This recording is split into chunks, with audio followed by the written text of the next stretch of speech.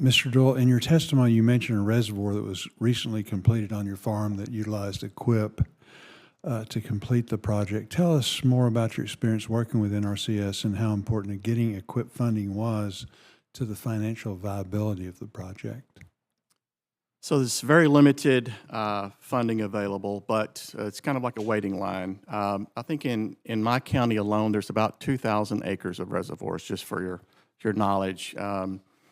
We water every crop that we grow in our county. We started the planning and application process pre-COVID, around 2019. Went in, talked to the technicians, you developed a plan. What's the best place to put it on the farm?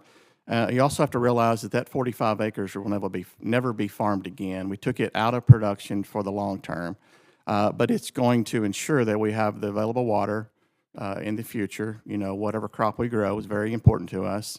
And so the process was extremely easy. It was very local. I think my county office is within 15 miles of our farm.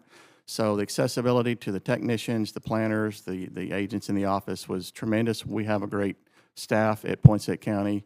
The follow-through was slow due to COVID. There was some issues on supplying of the pipe, the underground pipe, the dirt work. The dirt work expenses and fuel costs alone went up tremendously. So the funding for those projects does not go as far as it once did.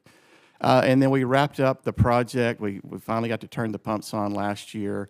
We followed that up with a cover crop plan to ensure the erosion was reduced on the farm. And all of the the soil health plan was in place, because it's hopefully going to be there for the next generation or two on our farming operation. With that also, it helps our neighbors because we're not removing as much groundwater as we once did.